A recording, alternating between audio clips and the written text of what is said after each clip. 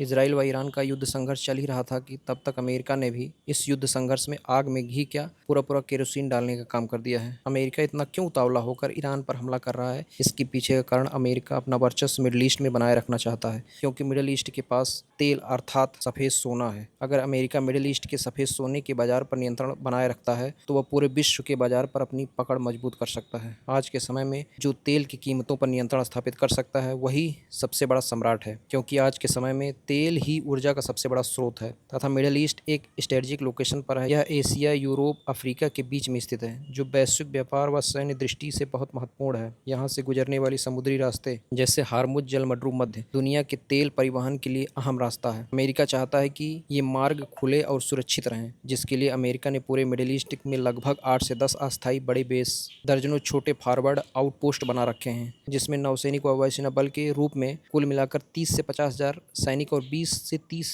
जहाज मौजूद हैं। मिडिल ईस्ट में इजराइल को छोड़कर किसी भी देश के पास परमाणु बम नहीं है। यही कारण है कि अमेरिका हमेशा से इजराइल के सपोर्ट करता आ रहा है, क्योंकि अमेरिका को पता है कि अगर वह इजराइल को सपोर्ट करता रहेगा तो अन्य मिडिल ईस्ट देश खुद ब खुद शांति स्थापित करने की होड़ में लग जाएंगे, वह अमेरिका के पिछलग्गू बन जाएंगे। मिडिल ईस्ट देश इराक जब परमाणु बम बनाने का प्रयास कर रहा था, तब इजराइल ने इराक परमाणु रिएक्टर पर अमेरिका की सहायता से हमला कर तबाह कर दिया था तथा सद्दाम हुसैन को सत्ता से हटाने व 2003 में अमेरिका ईरान युद्ध में अप्रत्यक्ष रूप से इजराइल ने अमेरिका का साथ दिया था। हमला इतना खतरनाक था कि अब तक इराक अपने अस्तित्व को बनाए रखने के लिए लड़ रहा है। आज के समय में जिस भी देश के पास परमाणु बम है, उस देश की संप्रभुता अर्थात आन बान शान की गारंटी परमाणु बम बना हुआ है। उदाहरण के तौर पर यूक्रेन ने अपना परमाणु बम सन 1994 में रूस, ब्रिटेन, अमेरिका से सुरक्षा की गारंटी के तौर पर त्याग दिया था, जिस कारण से वह आज तबाह हो रहा है। जिसने सुरक्षा की गारंटी दी थी वही अब गले की फांस बने हुए हैं। इसी कारण ईरान लगातार परमाणु बम बनाने का प्रयासरत है। अमेरिका यह जानता है कि अगर ईरान परमाणु बम बना लेता है तो उसका मिडिल ईस्ट पर नियंत्रण कमजोर पड़ जाएगा। इजराइल को भी अपने अस्तित्व बनाए रखने का संकट मंडरा नहीं रहेगा। इसी कारण से अमेरिका ने ईरान के 3 परमाणु स्थल नतांज,